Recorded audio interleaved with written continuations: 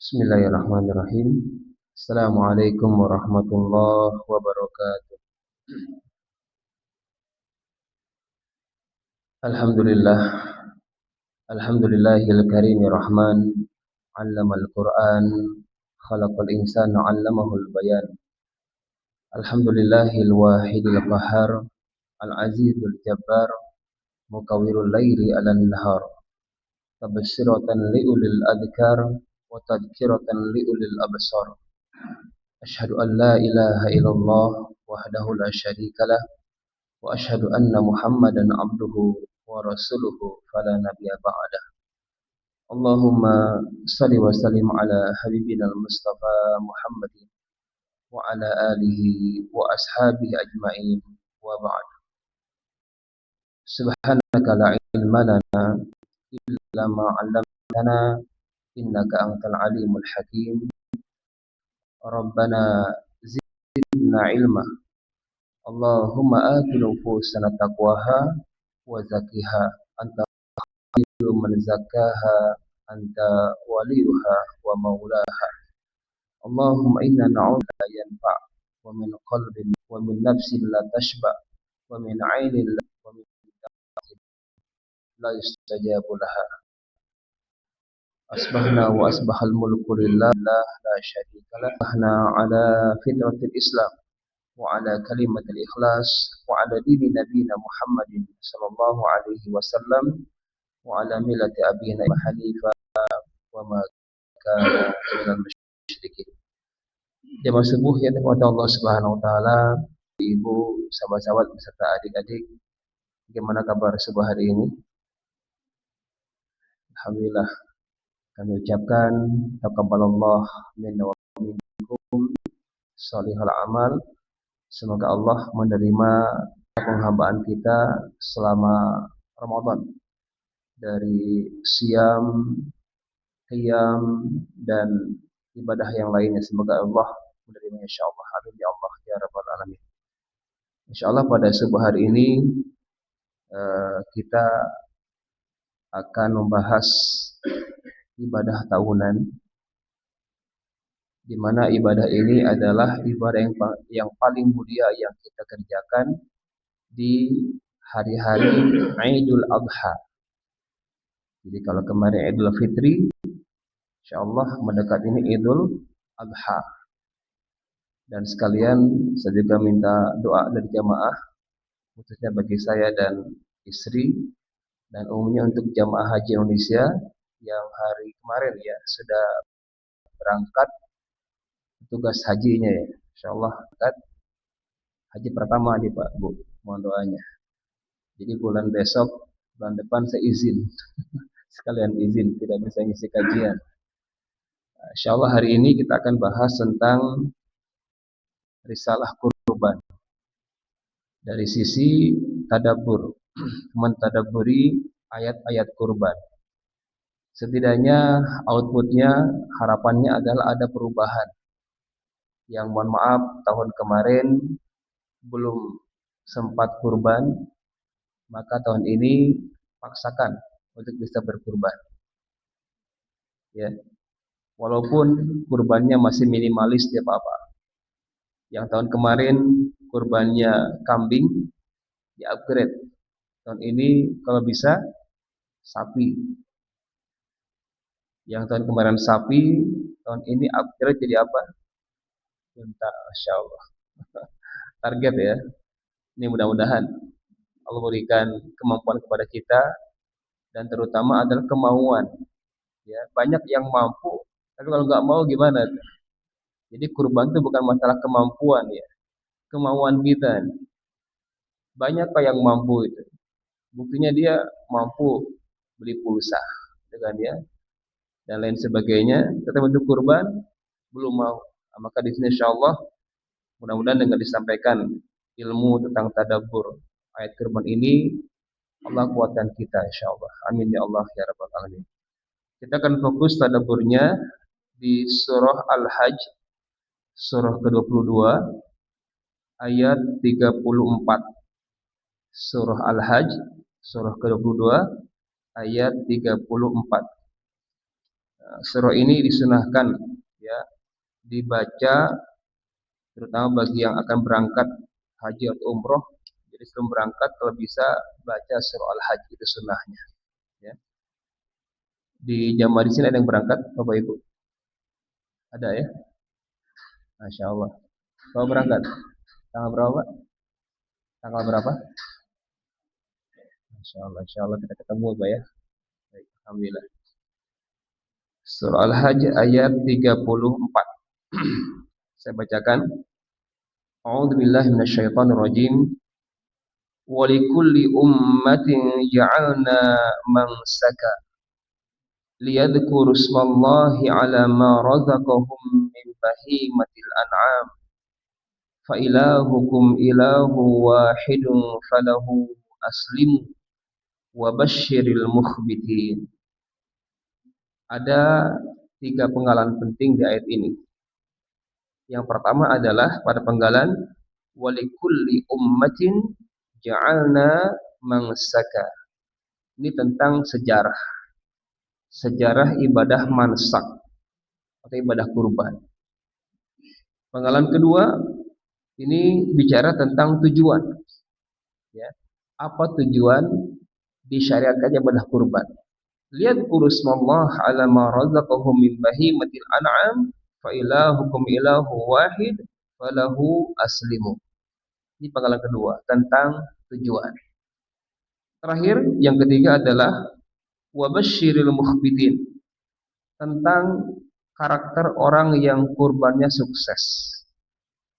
Nah, kita akan lihat, kita akan mengukur barometer sukses tidaknya kurban kepada ayat ini.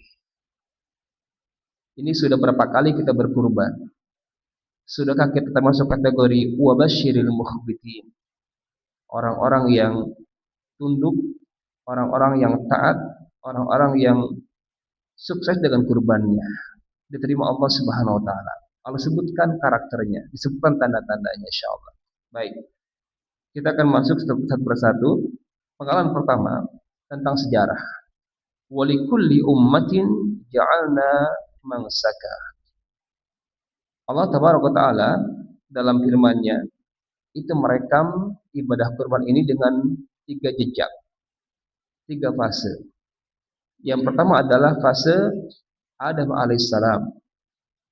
Berikutnya yang kedua fase Ibrahim alaihissalam. Terakhir yang ketiga adalah fase Rasulullah Muhammad sallallahu alaihi wasallam. 3 fase. Berarti ibadah ini merupakan ibadah paling tua. Sejak Adam pun sudah ada syariat ibadah kurban. Walaupun ya kaifiyahnya berbeda dengan syariatnya Rasulullah SAW. Tapi ibadah itu sudah ada dari awal. Baik, kita lihat sejarah yang pertama. Allah rekam di surah Al-Maidah, ya, suratul Maidah ayat 27. Al-Maidah surah kelima ayat 27. A'udzu billahi minasyaitonir rajim. Watlu 'alaihim naba'a ibnai Adam bil haqq id qarraba qurbana fatuqbila min ahadihima wa lam yutaqabbal minal akhar. Qala la'aqtulannak. Qala innama yataqabbalullahu minal muttaqin. Allah mengatakan, wahai Rasulullah, watlu alaihim, bacakan kepada mereka, kepada umatmu, kita diantaranya. Utlu, bacakan kepada mereka, naba'a ibnai Adam. Naba artinya adalah berita besar. Kalau bahasa sekarang apa? Berita viral. Itu naba bahasa Arabnya. Ya, ada surah An-Naba, itu namanya berita besar atau berita yang viral. Tentang apa? Tentang ibnai Adam, kisah anak Adam, 2 anak Adam. Siapa namanya? Di Quran nggak disebutin ya. Tapi kalau Bapak baca tafsir ada penyebutan ya Habil dengan Qabil. Ya, karena dalam Ibnu Katsir, Ibnu Katsir sebutkan, jadi Adam alaihissalam beserta pasangannya, siapa namanya? Hawa, ditambahkan pakai Siti. Siti itu dari kata Sayyidah, ya Sayyidah Hawa. Jadi kita merubah Sayyidah jadi Siti, jadi Sayyidah awalnya itu Sayyidah Hawa. Jadi Allah takdirkan Adam dan pasangan ini ketika lahir itu kembar. Lahir pertama lagi perempuan, lahir kedua lagi perempuan. Nah, karena waktu itu belum ada yang lain ya, baru berapa orang? 6 orang. Maka sistem pernikahannya berlaku silang.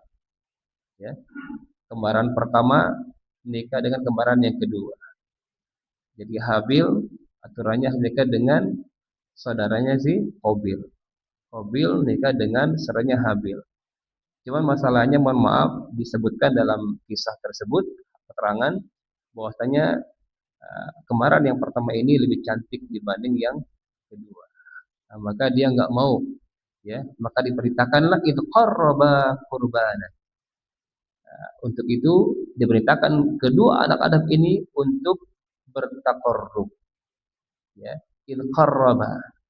Ketika keduanya diperintahkan untuk bertaqarrub kepada Allah Subhanahu wa taala untuk memutuskan siapa yang berhak mendapatkan ya tadi ya saudara yang lebih cantik itu. Ini normal ya dan wajar.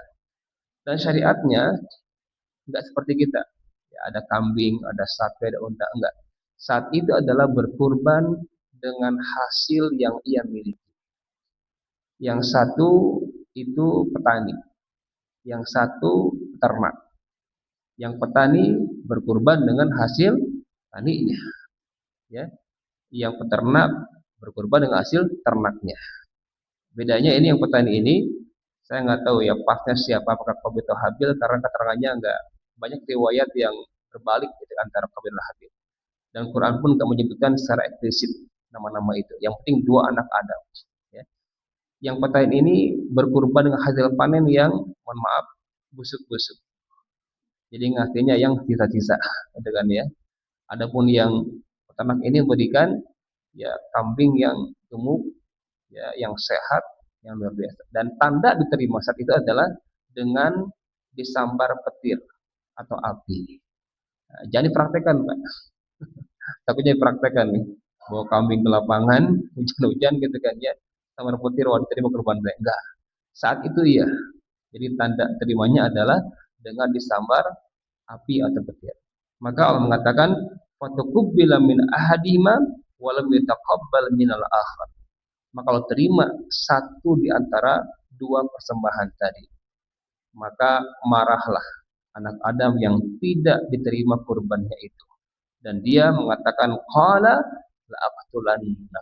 Sungguh saya akan bunuh kamu. Nah, inilah sejarah pertama persembahan darah. Namun titik puncaknya adalah yang penting adalah apa yang menyebabkan kurban itu diterima Allah di fase pertama ini. Allah mengatakan di ujung ayat ini, qala innama yataqabbalullahu minal muttaqin.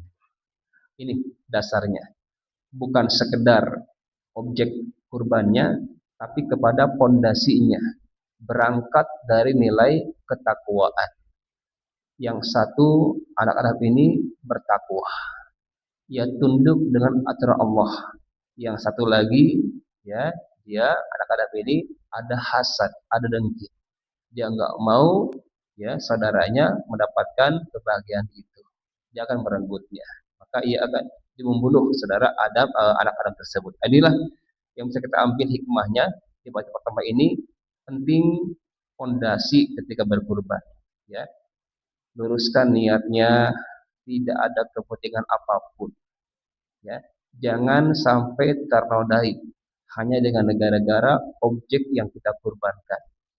Mungkin sapinya ya sekian ton, gitu kan ya. Tipenya apa yang paling bagus? Limosin misalkan ya. Ini hati-hati. Ini rentan riaknya, betul kan?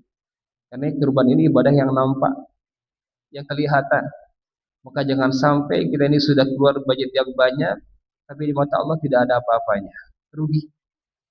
Ya, atau bahkan mungkin Bapak Ibu sudah mampu beli unta bahkan gitu kan ya. Nah, cuman dia flexing, ya, pamer dengan kurbannya. Ini hati-hati, khawatir, ya, tidak ada nilai sedikit pun di mata Allah SWT. Walaupun di mata manusia mungkin apresiasi, sanjungan dan sebagainya itu mengalir deras gitu kan ya. Di mata Allah tidak ada apa-apanya. Maka kembali ke titik semula adalah innama, sungguh yang hanya Allah terima adalah kurban dari dasar takwa kepada Allah Subhanahu wa taala. Bersihkan niatnya, luruskan tujuannya hanya untuk Allah tabaraka wa taala. Ini fase yang pertama. Fase yang kedua pada fase Ibrahim alaihissalam. Bisa Bapak Ibu dan sahabat buka Qur'annya di surah As-Saffat, surah setelah Yasin ya. Surah ke-37 ayat 99. Ini fase kedua. A'udzubillahi minasyaitonirrajim. Wa qala inni dzahibun ila rabbi sayahdi. Rabbi habli minas salihin. Fabasyarnahu bighulamin halim. Falamma balagha ma'ahu as-sa'ya qala ya bunayya inni ara fil manami anni adbahu fanzur madza tara. Qala ya abati if'al ma tu'mar satajiduni insyaallahu minas sabirin. Falamma aslama wa tallahu lil jabin wa nadainahu ayya Ibrahim qad saddaqta ar-ru'ya inna kadzalika najzil muhsinin inna hadza lahuwal bala'ul mubin wa fadainahu bidhibhin 'adzim wa tarakna 'alaihi fil akhirin salamun 'ala Ibrahim sampai ayat 110. Kadzalika najzil muhsinin. Baik. Ini rangkaian fase kedua. Bagaimana Ibrahim alaihissalam ya diperintahkan untuk berkurban juga. Bermula dari keluh kesah Ibrahim alaihissalam, yang mana di pundak beliau ada beban dakwah, mensyiarkan, menyebarkan agama tauhid, la ilaha illallah. Namun sampai masuk usia tua, Allah takdirkan belum punya keturunan. Disebutkan dalam riwayatnya sampai usia 90 tahunan lebih. Ada di sini Pak yang nyampe usia 90 di sini? Yang merasa paling muda sampai di sini. Nah, Ibrahim ini sudah tua dengannya, tapi ada kekuatan yang luar biasa. Ya, niatnya minta kepada Allah, ya, jadi dalam keadaan gelisah dengannya. Digambarkan di sini waqala inni dzahibun ila rabbi sayahdi. Ya. Berkatalah Ibrahim, inni dzahibun ila rabbi. Sungguh aku hanya mengeluh hanya kepada Allah saja. Jadi mohon maaf, tempat curhat terbaik adalah siapa? Allah. Jangan ke yang lain. Kadang kita curhat ke siapa? Ke ustadznya, ke bestinya, ke tetangganya. Nggak usah. Ya, nggak usah. Cukup sampaikan curhatan kita kepada siapa? Ila Rabbi. Lihat Ibrahim. Kalau kesahnya ditumpahkan kepada Allah Subhanahu wa taala. Wa qala inni dzahibun ila Rabbi. Kenapa? Beliau yakin saya yahdin. Pasti Allah berikan petunjuk. Ya. Di usia senjanya beliau ingin ada yang akan melanjutkan estafet dakwahnya. Itu tujuannya. Nah, maka Ibrahim alaihissalam dengan semangatnya dan yakinnya beliau ikhtiar dengan apa? Dengan doa. Ini. Jadi apapun masalahnya, seberat apapun masalahnya, sepahit apapun yang kita hadapi, itu bisa ditembus dengan yang namanya doa. Apa doanya? Rabbi habli minas salihin. Ya Allah, karuniakan kepadaku keturunan dari golongan orang-orang yang saleh. Ini silakan dibaca. Bagi Bapak Ibu yang mungkin anaknya atau matanya belum punya momongan, ajarkan doa ini. Begitupun kita nih yang sudah punya anak, ini enggak basi doanya, Pak. Mungkin selama ini kita salah pola asuh, salah pola didik. Anak kita mohon maaf ketikanya melenceng, meleset ketika yang kita harapkan, tarik lagi Pak dengan doa ini, Pak. Rabbi habli minas salihin. Pendek. As-Saffat ayat ke-100. Baca doa ini. Ya Allah, karuniakan kepadaku ya Allah. Minta kepada Allah. Ya. Allah yang maha al-mujib, yang maha menjawab. Allah jawab doa-doa kita. Maka kita yakin ya. Sekalipun dari sisi medis, bayangkan sudah uzur, kemudian pasangannya mandul pula, ya kan? Pasangannya mandul pula. Itu secara medis nggak mungkin, mungkin nggak, Pak? Ya, suaminya uzur, istrinya mandul, mungkin nggak bisa produksi, nggak mungkin secara medis. Tapi tidak ada kata mustahil bagi Allah. Maka kalau bapak yang sudah sepuh pengen punya anak lagi, Pak, mungkin nggak, Pak? Masya Allah. Kalau masih mau baca doa ini, tapi yakin, istri saya udah tua juga, nggak ada yang mustahil bagi Allah. Saya kita yakin tadi, Rabbi habli minas salihin. Maka Allah jawab, langsung jawab, fabasyarnahu bighulamin halim. Tapi doa ini beliau terus panjatkan, nggak sekali dua kali, bukan di ujung ya, terus beliau panjatkan, ya. Maka Allah berikan kabar gembira, fabasyarnahu bighulamin halim. Maka kami berikan kabar gembira dengan lahirnya Ghulam al-Halim, itu anak yang sangat mungil, sangat santun, sangat lembut, al-Halim. Siapa itu? Ismail, yang kelak Allah angkat menjadi Rasulullah, ya, Rasulnya Allah Subhanahu wa taala. Falamma balagha ma'ahu sa'i. Ujian itu datang ketika Ismail masuk usia yang sudah menyenangkan orang tuanya. Nah, kira-kira usia berapa, Pak? Punya anak di usia berapa? Bapak sudah merasa ringan beban itu, Pak. Dia sudah punya pekerjaan, bahkan Bapak dapat pasif income dari anak gitu kan ya, ditransfer gitu. Usia berapa kira-kira? Ya, 20 25 ya, Pak ya. Nah, usia telah kuliah gitu kan ya. Itu kan gambarannya. Di sini nggak disebutin usianya. Yang jelas setelah masuk usia as-sa'ya, yaitu mapan, ya kan, matang gitu kan ya. Apa yang terjadi? Qal ya bunayya inni ara fil manami anni azbahu. Tentang kisah mimpinya Ibrahim alaihissalam. Makanya ada syariat, ya, mabit, ya, mabit di mana? Di Muzdalifah atau di Mina gitu kan ya. Jadi dikisahkan Ibrahim itu bermimpi di malam itu. Tapi besoknya belum beliau sampaikan. Masih menguatkan. Di malam kedua, gitu kan ya. Makanya ada syariat rema jumroh gitu kan ya. Karena syaratnya membisikkan. Malam kedua masih mimpi yang sama. Malam ketiga masih mimpi yang sama. Ya, maka di hari ketiga itu Ibrahim memberanikan diri. Dia menguatkan, gitu kan ya. Dipanggillah, ya bunai, ya bunai, inni ara fil manami anni azbahu. Berarti kan di sini ucapan seorang ayah. Ini kalau saya lihat dari dunia parenting sangat luar biasa. Pertama, Ibrahim alaihissalam memanggil anaknya dengan kalimat ya bunayya. Apa artinya? Wahai, bukan anakku. Kalau anakku itu ibni. Ini bunayya. Bunayya itu litakrib, menunjukkan betapa dekatnya ayah dengan anaknya. Kalau anakku itu biasa, ya. Kalau bunayya itu nggak biasa, luar biasa. Jadi apa terjemahannya? Wahai anak kesayanganku. Nah, gitu ya. Itu ya bunayya. Jadi betapa dekat, walaupun secara fisik Ibrahim dan Ismail itu kira-kira berdekatan nggak? Berjauhan, betul nggak? Ketika lahir Ismail, Allah perintahkan Ismail dan Hajar itu ibunya di mana? Biwadin ghairi dzi zar'in 'inda baitikal muharram. Di lembah yang tak bertuan. Bayangkan, ya.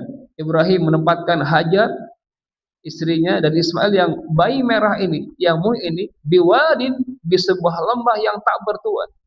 Ghairi dzi zar'in, tidak ada tumbuhan, gersang. Hajar radhiyallahu anha, wahai suamiku, wahai Ibrahim, apakah ini perintah Tuhanmu? Ya. Jawabannya apa? Ya. Maka Hajar kuat. Allah enggak akan cuek kepadaku. Allah enggak akan tinggalkan aku. Silakan kau pergi. Allahu Akbar. Di sini, secara fisik itu berjauhan, tetapi ada koneksi batin. Ini penting bagi para ayah yang mungkin memondokkan pesantren apa anak-anaknya pesantren gitu kan ya, secara fisik kita berjauhan, tapi ada pertautan batin dengan apa dalam doa kan ya, atau mungkin anak kita merantau dan sebagainya, tautan dalam doa. Secara fisik berjauhan, tapi batinnya, ruhnya saling bertautan. Maka Ibrahim mengatakan padanya, ya bunayya, wahai anak kesayangan, inni ara fil manami anni adbahu. Ada dua penekanan sini. Ini dengan an, dua penekanan. Sungguh benar-benar. Ini untuk apa? Untuk menghilangkan keraguan. Keraguan dalam dirinya dan keraguan Ismail ketika merespon. Ini bahasa Al-Quran kental sekali nih maknanya. Ya. Jadi datang dengan dua taukid. Sungguh aku bermimpi benar-benar aku diperintahkan Allah untuk menyembelihmu. Dua kali. Ini kemudian anni. Inni ara fil manami anni adbahu. Ya. Mimpi para nabi itu adalah wahyu. Ya. Bukan bunga-bunga tidur. Ini mohon jangan dipraktekkan ya. Kalau nanti malam bapak mimpi nyembelih anak, wah kayak Ibrahim ini jangan Pak. Mimpi bapak itu bunga-bunga tidur saja. Lain cerita dengan mimpinya para nabi, itu hakun. Itu benar, ya. Baik. Ini ara fil manami anni adbahu. Tapi luar biasa Ibrahim alaihissalam. Walaupun beliau yakin ini perintah Allah, tidak ragu sama sekali. Meskipun delay 3 hari gitu kan ya, ini menguatkan saja, bukan ragu, menguatkan saja, menguatkan, ya kan, menguatkan. Tetapi Ibrahim masih memberikan jeda. Fangdur mada tara, wahai anakku, bagaimana pendapatmu? Tidak langsung eksekusi. Begitupun dalam dunia pola asuh, ya kan. Ketika anak kita berbuat salah, berbuat khilaf, jangan langsung dihukum. Kasih jeda dulu, kasih kesempatan. Setidaknya ada argumen yang anak kita sampaikan. Fangdur mada tara, ya, bagaimana pendapatmu? Anakku, kenapa kau berbuat ini? Apa alasannya? Ya, apa sebabnya? Dia langsung jangan asal mukul, asal menghukum, enggak. Mungkin dia enggak sengaja, mungkin dia belum tahu ilmunya, mungkin dia banyak alasan dan sebagainya. Kasih kesempatan untuk berargumen. Nah, di sini Ibrahim berikan kesempatan. Ada ruang komunikasi dengan anaknya. Fangdur madza tara. Wahai anakku, bagaimana pendapatmu? Ini menguji juga. Ya, menguji Ismail dengannya, bagaimana responnya? Apa responnya? Qala ya abati if'al ma tu'mar satajiduni insyaallahu minas sabirin. Lihat respon anak. Ketika ayahnya manggil ya bunayya, maka anaknya pun memanggil bapaknya apa? Ya abati, bukan ya abi. Kalau ya abi itu biasa. Abi bapakku. Kalau abati apa artinya? Bapak kesayanganku. Jadi anak kita bangga, Pak. Nah, coba. Ini jangan-jangan anak kita ini nggak bangga dengan ayahnya. Coba tanya ke anak-anak kita, nak, kau bangga nggak dengan ayah, nak? Ya, jangan sampai nih anak kita tidak bangga dengan ayahnya, tidak bangga dengan ibunya. Kenapa? Tidak ada masalah. Nah, Ibrahim berhasil mendidik anaknya ini luar biasa. Sampai terekam dalam panggilan tadi, ya abadi, wahai ayah kesayanganku. Jadi dia bangga dengan ayahnya. Bangga dengan ya. Baik, ya abadi, apa jawabannya? If al matu'mar, tanpa keraguan sedikit pun laksanakan apa yang diperintahkan. Allahu Akbar. Tidak ada keraguan sedikit pun. If al matu'mar, itu respon anak yang dididik dengan didikan robbani. Dikenalkan dengan konsep la ilaha illallah, tidak dimanjakan. Ya, kalau sekarang kan salah kita ini menerapkan kasih sayang. Ya biar anteng dikasih apa? Gadget, gitu kan ya. Biar enggak kemana-mana dikasih handphone. Akhirnya terjadi apa yang tidak kita harapkan dari segi fisik, mental dan sebagainya, banyak pengaruhnya dan sangat dahsyat. Maka di sini jangan salah dalam pola asuh. Nah, Ibrahim berhasil ya mengkrip atau mempola anaknya sehingga tercermin dalam responnya tadi. Ya abati al-matu'mar satajiduni insyaallahu minas sabirin. Engkau akan dapatkan aku di antara orang-orang yang sabar. Jadi kalau saya rasakan dari ayat ini, sabar yang paling berat itu adalah bukan sabar ketika ada musibah, bukan. Kalau saya urut, sabar dalam musibah itu urutannya ketiga, Pak. Yang kedua apa? Sabar ketika diberi kenikmatan. Itu dari kedua. Yang paling tinggi, yang pertama adalah sabar dalam ketaatan. Itu yang paling berat. Sabar dengan tahajudnya, ya. Sabar dengan disiplin salat jamaahnya. Sabar dengan rutin sedekah subuhnya. Sabar dengan program Jumat berkahnya. Karena syaitan tuh nggak mau kita ini istiqomah. Nah, ini kesabaran yang paling tinggi dari sana. Ya. Ismail alaihissalam membuktikan, ya, satajiduni insyaallahu minas sabirin. Kalau engkau akan dapatkan aku, ya ayahku, di antara barisan orang yang sabar. Sabar apa? Dalam ketaatan. Baik. Kalau kita kan sekarang tidak itu nggak seru, udah tahu ujungnya. Tapi kalau kita flashback ke belakang, Ibrahim alaihissalam, apakah tahu yang terjadi setelah itu? Nggak terjadi, nggak tahu. Dengan dia, maka falamma aslama, ketika keduanya telah berserah diri, Ibrahim telah menghilangkan egonya. Bayangkan. Jadi kalau saya ambil petik hikmah di fase kedua ini, Ibrahim alaihissalam itu beliau berani berkurban dengan sesuatu yang selama ini sangat dia cintai. Bayangkan puluhan tahun ia tunggu-tunggu buah hati ini. Ia tunggu-tunggu buah hati ini. Sudah ada, Allah berikan, dan sudah pula meringankan beban kehidupannya. Ada perintah. Nah, sekarang kita bisa nggak, Pak, berkurban di tahun ini dari sesuatu yang selama ini sangat kita cintai? Kira-kira apa, Pak? Harta apa yang Bapak sampai hari ini Bapak suka banget dijaga, gitu kan ya? Mungkin ada ya logam mulianya, mungkin ya ibu mungkin maharnya masih disimpan, gitu kan ya, sekian kilogram sebagainya. Di tahun ini bisa nggak kita berkurban dari sesuatu yang sangat kita cintai? Sebagaimana Ibrahim mengkorbankan siapa? Anaknya. Baik, Ustaz, yang paling saya cintai adalah istri saya. Jangan sampai korbannya istri, jangan salah paham juga ya. Dari segi harta, ya, dari segi harta. Oke, falamma aslama wa talahul jabin. Ketika keduanya telah berserah diri, tunduk, patuh, egonya dibuang, nafsunya dibuang, syahwatnya dibuang, logikanya dibuang. Karena ini nggak logis ini.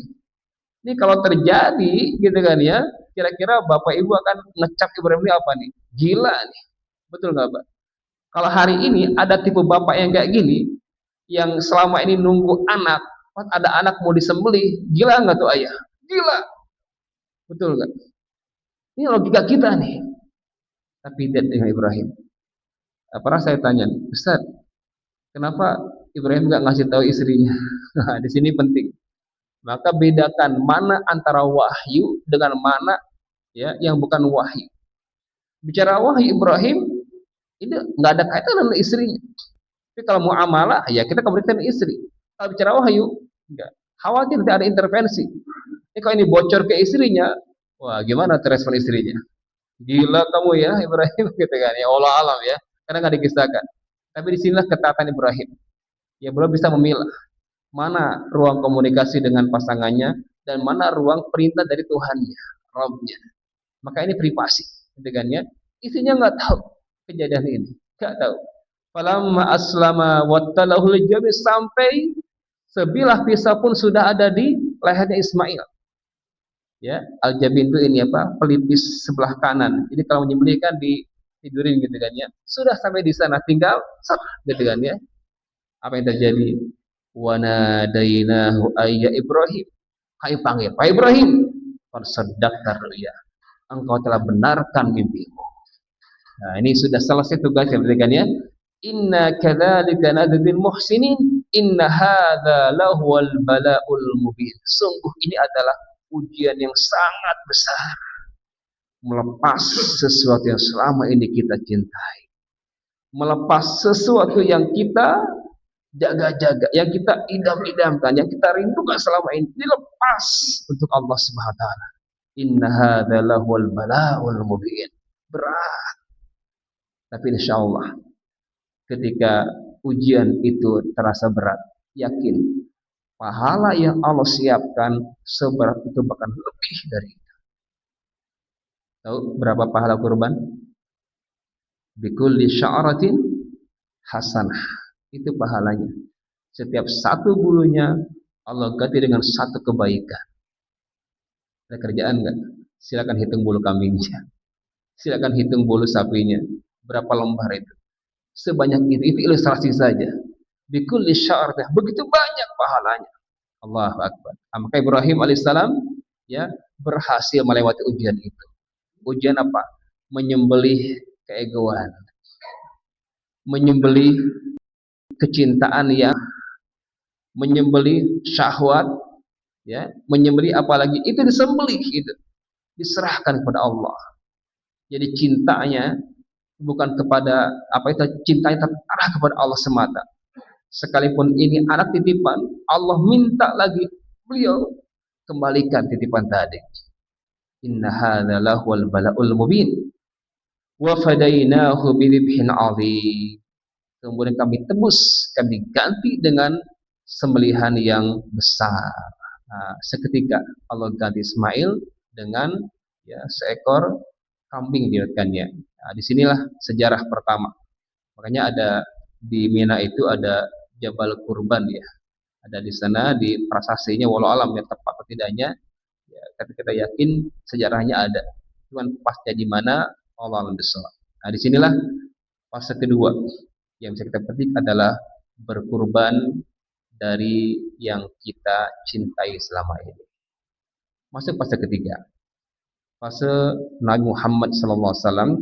Allah ukir dalam surah yang paling pendek. Surah apa itu?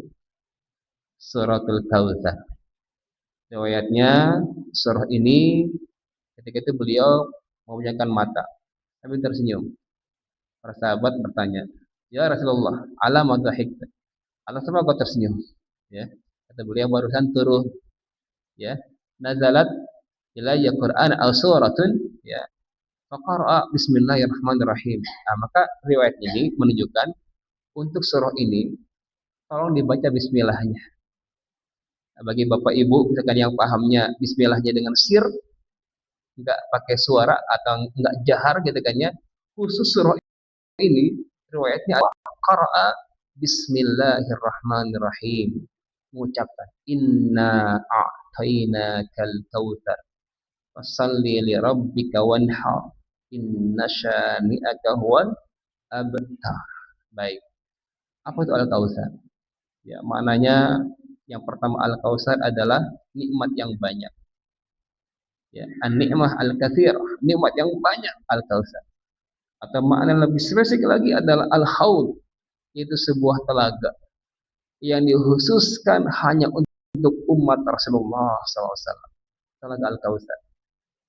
Man syariba minhu syurbatan, barang siapa Allah takdirkan untuk bisa minum satu cidukan saja, katakannya, falam tadma abadan, maka dia akan tidak pernah merasa haus selamanya. Satu ciduk saja. Allah Ta'ala. Insyaallah kita diantaranya. Siap Bapak Ibu? Ya. Kalau mau, berarti siapkan persyaratannya. Kalau kita mau, ya, ada azam kuat untuk mendapatkan al-kautsar tadi, tidak gratis. Ya. Inna a'tainakal kautsar. Bagaimana cara meraih al-kautsar ini? Allah jawab ayat kedua. Fashalli li rabbika wanhar. Ini tiketnya. Ada 2 tiket yang harus kita beli. Sekarang belinya, nanti masuknya. Ya. Gimana bisa masuk nanti kalau sekarang nggak beli tiket? Tiketnya ambil sekarang, beli. Ya, baik. Pertama apa? Fasalli, dengan sholat, ibadah apa? Vertikal kita. Sholat yang Allah terima adalah lirabbika, sholat yang untuk Tuhan, murni sholatnya untuk Allah Subhanahu Wa Taala. Di sini Tiket yang pertama, sholat. Yang kedua apa? Wanhar. Ini ibadah apa? Ibadah horizontal. Hablum minannasnya kita, sosialnya kita. Jadi belum sempurna sholat kita ketika kita belum melaksanakan ibadah sosial ini. Dan ini menentukan vertikalnya kita. Kalau kita ingin merasakan sehebat apa sholat kita, lihat sosialnya gimana. Ibadah sosialnya. Wanhar. Apa artinya? Berkurbanlah. Maka dalam fikih Hanafi, ya, mazhab Hanafi, hukum berkurban adalah wajib. Ini ayatnya. Fasholli li rabbika wanhar. Karena wanhar disandingkan dengan salat dan salat hukumnya wajib, maka an-nahar berkurban hukumnya wajib sebagai wajibnya salat. Maka Bapak Ibu akan menemukan ya saudara-saudara kita di Turki, di Uzbekistan, bahkan Rusia, gitu kan ya, Afghanistan, itu karena mereka mazhab Hanafi, maka kurbannya wajib. Sampai mereka berhutang. Setiap rumah minimal seekor kambing itu minimal. Allahu Akbar. Karena wajib hukumnya dalam fikih Hanafi. Dalam fikih Syafi'i yang kita pegang, gitu kan ya, hukumnya dia turun. Sunnah muakkadah bagi yang mampu, gitu kan ya. Karena mohon maaf ya, kalau mampu tapi nggak berkurban, hati-hati. Ya, man wajada sa'atan falam yudhi fala yaqrabanna musallana. Hati-hati. Rasul mengatakan pada kita, barang siapa yang Allah berikan sa'atan, keluasan rezeki, kemampuan di hari Idul Adha, tapi dia tidak berkurban, apa yang Rasul katakan? Fala yaqrabanna musallana. Jangan dekati tempat salat kami. Itu cibiran, Pak. Ya, itu cibiran.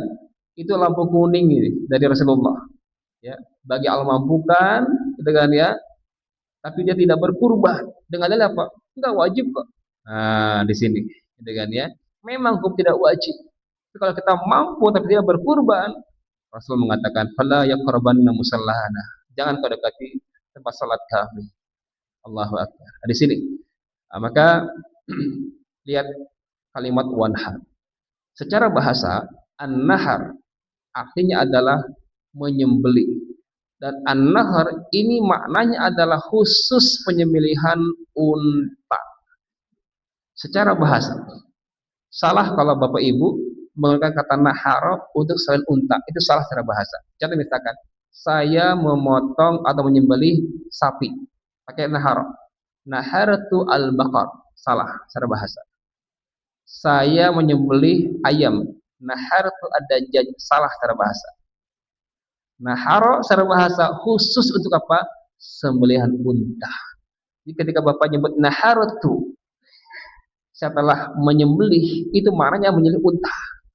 Nggak usah pakai al-jama' aja, udah maknanya adalah unta di sana. Jelas ya? Kalau selain unta, bahasanya apa? Zabaha. Makanya ada al-zabah. Zabah itu al-ghanam. Zabah itu al-baqar. Zabah itu ad-dajjal. Saya sembelih apa? Sapi. Saya sembelih kambing. Saya sembelih ayam. Itu zabah. Ya, untuk nahar khusus untuk unta saja. Jadi wanhar apa artinya? Sembelihlah. Ayo, yang aku umat Rasul tuh amalkan ayatnya wanhar. Ya. Ini kalau kita pahami ayat ini peluang bisnis, Pak. Ya, kerjasama dengan MBS nih, Masjid Muhajirin, mendatangkan unta-unta, gitu kan ya. Allahu Akbar. Tidak menutup kemungkinan, gitu kan ya. Kalau kita amalkan ayat ini, wanhar, ya, sembelihlah unta. Artinya apa? Yang terbaik, itu maksudnya. Jadi kalau saya runut dari awal tadi, pertama adalah innama yataqabbalullahu minal muttaqin. Pertama dasarnya takwa. Yang kedua adalah berkurban dari yang kita cintai. Yang ketiga adalah berkurban dengan yang terbaik. Siap Bapak Ibu? Masya Allah, masih ragu-ragu nih. Dari sekarang persiapkan. Ya, nabungnya ini belum terlambat kok. Masih ada sebulan lagi lah. Nah, kalau enggak tahun ini tahun depan lah. Jadi ilmu ini pakai tahun depan. Aduh, saya belum nabung ini. Ya, belum terlambat. Setidaknya ada ada apa istilah itu kesemangatan untuk berubah, mengupgrade ibadah kita insyaallah. Baik, ini baru penggalan pertama ya tentang walikulli ummatin ja'alna mangsaka. Sejarah ibadah kurban dengan 3 fase itu. Masuk yang kedua, saya simpulkan saja ya, ringkas saja tentang tujuan. Apa tujuan ibadah kurban? Sebutkan di ayat ini, kembali ke surah Al-Hajj ayat 34. Liyadhkuru ismallahi ala ma razaqahum min bahimatil an'am fa ilahukum ilahu wahid falahu aslimu. Pertama, tujuannya adalah liyadhkuru ismallah ala ma razaqahum min bahimatil an'am, agar mereka ingat kepada Allah atas apa yang Allah karuniakan kepada mereka. Apa? Kurban adalah bukti syukur. Sampai hari ini Allah sudah ngasih berapa kepada kita? Pernahkah kita menghitungnya? Allahu Akbar. Sudah banyak sekali Allah ngasih kita. Betul nggak? Oksigen bayar nggak? Enggak. Kalau kemarin beli tabung oksigen pas COVID berapa per tabungnya? Sekian. Sekarang gratis. Mana syukur kita? Ya, di garasinya berapa kendaraannya? Ini jangan sampai ini kendaraan dunianya berjubel di garasinya, tapi kurbannya, mohon maaf, ya saya mah sunnah Rasul. Ada seperti itu. Ustaz kan Rasul kurbannya apa? Kambing. Betul nggak? Rasul kurbannya apa? Jangan salah paham. Saya Ustaz sunnah, saya sunnah. Ya. Kenapa emang? Kurbannya kambing, putih pula. Iya. Tapi bagi bapak yang kaya, yang mampu, ya jangan kambing lah. Lihat Abu Bakar, lihat Umar, lihat Utsman. Kurbannya apa? Unta. Gitu kan? Rasul itu Pak, nyontohin kambing agar apa? Biar orang-orang yang menengah dan bawah itu bisa juga kurban kambing. Itu maksud Rasulullah. Jelas ya? Jangan dalilnya itu, kan Rasul juga kambing. Enggak seperti itu. Ketika bapak mampu lebih dari itu, berikan yang terbaik. Wanha. Unta atau sapi dan sebagainya, ya kan nggak matching. Kendaraan dunianya udah berjubel tuh, kayak kebun binatang gitu kan ya. Ada kuda, ada jaguar, ada apalagi pak, ada kijang. Hah? Sekarang mobil listrik, BYD dan sebagainya gitu kan ya. Malu. Di dunia aja kan kita pengen yang nyaman kan, kendaraan itu. Di akhirat nanti mau pakai kambing, Pak. Pakai domba, Pak. Enggak kan. Pengen nyaman pula kan. Buktikan. Jadi kurban adalah liyadhkuru ismallah ala ma razaqahum min bahimatil an'am. Bukti syukur. Buktikan syukur kita dan kurban kita. Sebanyak ini Bapak ini pimpin berapa perusahaan? Ini saya baru kemarin, baru tadi malam jam 12 saya nyampe rumah tuh, pulang dari Tulungagung, Jawa Timur, menyelesaikan kasus waris. Masya Allah, tabarakallah, hartanya luar biasa. Ya, mobilnya puluhan, bukan satu, puluhan, perusahaannya puluhan, ya PT-nya, tanahnya hektaran, gitu kan ya. Nah, Masya Allah, rumahnya sederhana sekali. Saat saya marbot, nggak kelihatan deh. Dia marbot, ini masjid aja, bangun masjid sendiri, tidak ada yang nyumbang katanya. Dia dari saya ya semuanya, Masya Allah luar biasa, gitu kan ya. Kalau sudah mengenal Allah tuh semuanya milik Allah. Ini kayak Aldi aja ya. Semua barga milik Allah. Artinya apa? Buktikan syukur kita kepada Allah dengan kurban tahun ini. Yang kedua, fa ilahukum ilahun wahid. Berkurban adalah bukti tauhidnya kita. Esakan Allah dalam niat kurbannya. Karena mohon maaf, ketika kurban itu sebenarnya kita sedang tidak menyembelih hewan itu, bukan. Tapi kita sedang menyembelih sifat-sifat kebinatangan yang ada dalam diri kita. Sembelih itu egonya, sembelih itu dengkinya, sembelih itu dendamnya, sembelih itu apalagi Pak, takaburnya, congkaknya, sembelih itu. Di sana sakralnya kurban itu. Bukan pas bagi-bagi dagingnya, bukan, tapi ketika menyembelihnya iraq atau dima, ketika darah itu mengocok, di sana sakralnya kurban tadi. Maka luruskan tujuannya. Fa ilahukum ilahun wahid. Karena pasca di masa fatrah ya antara Nabi Isa dan Rasulullah Itu orang-orang kafir Quraisy pun berkurban, Pak. Ya, dan mereka kurbannya apa tahu nggak, Pak? Jadi mereka menggantungkan daging-daging kurban itu di dinding Ka'bah dan melumburi dinding Ka'bah dengan darah-darah kurban. Dan mereka meyakini daging dan darah itu sampai kepada Tuhannya. Allah bantah. La yanalallaha luhumuha wala dimauha walakin yanaluhu taqwa minkum. Yang sampai pada Allah bukan darahnya, bukan dagingnya, tapi apa? Ketakwaan. Nah, maka luruskan. Fa ilahukum ilahun wahid.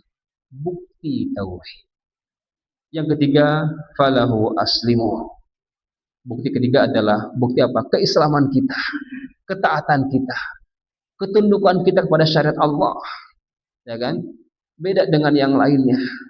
Ada juga kan mereka ada yang potong kerbau, kepala kerbau dibuang ke lautan. Katanya untuk siapa?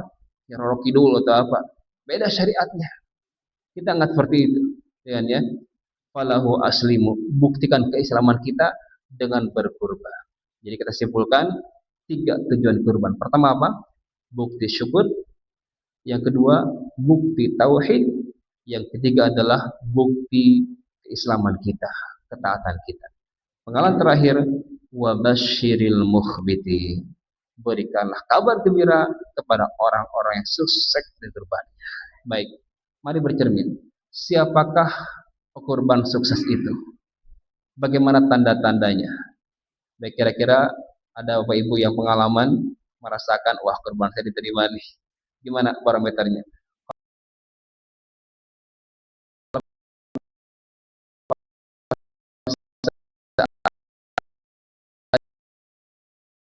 Padamkan dengan samar besar Rasulullah. Baca ayat ini berikutnya, ayat 35 meternya. Mukhbitin, ya Allah, mukhbitin adalah alladza dzukirallahu qulubuhum sabirina ala ma wal muqimis shalah wa mimma razaqnahum yunfiqun. Kenali karakter ini kalau ingin disebut pekurban yang sukses, al-mukhbitin. 4 karakter yang harus kita miliki sebelum berkurban, saat berkurban, dan pas berkurban, tidak luntur keempat karakter ini.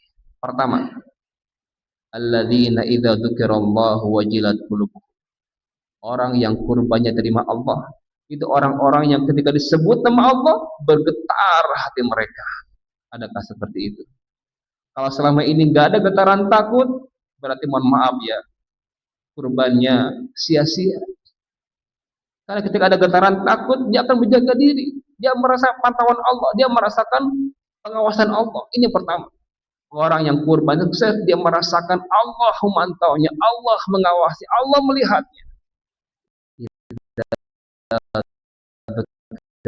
Allah wajilat qulubuhum. Wasabirina ala karakter. Dia ringan memaafkan. Itu orang sabar seperti itu. Yang mudah marah, yang berat maafkan, mohon maaf. Dia berkurban, dipertanyakan kurbannya. Kalau sukses, amarahnya. Maafkan kesalahan orang lain. As-sabiri, bersabar dengan segala ujian. Ini kedua. Yang ketiga, ternyata barometer ketiga adalah wal muqimis shalah. Orang yang kurban yang sukses dilihat dari kehebatan dia sholat. Berjamaah untuk laki-laki terutama. Nah, di sini dia berkurban limosin, tapi jarang ke masjid. Wallahu alam ya. Allah yang Maha tahu. Tapi kalau Bapak Ibu merasakan ya diterima kurban kita, lihat kita ini iltizam atau di sini dalam salatnya wal muqimis shalah. Ia menjaga salatnya. Terus yang keempat adalah wa mimma razaqnahum yunfiqun. Terus berderma, berinfak di jalan Allah Subhanahu wa taala. Itulah 4 karakter yang harus kita miliki agar Allah menggolongkan kita kepada golongan wa basyiril mukhbitin. Amin ya Allah ya rabbal alamin. Mudah-mudahan Allah menerima kurban kita di tahun ini dengan kurban yang dasarnya takwa, dengan kurban yang selama ini kita cintai, dan dengan kurban yang terbaik yang kita miliki. Mari kita dengan doa kafaratul majelis. Subhanakallahumma wa bihamdika asyhadu an la ilaha illa anta astaghfiruka wa atubu ilaik. Dan doa untuk para hujjaj calon tamu Allah. Saya doakan untuk jemaah yang berangkat Allahumma hajjan mabruran wa sa'yan mashkuran wa dhanban maghfuran wa tijaratan lang tabur. Akhirul kalam. Assalamualaikum warahmatullahi wabarakatuh.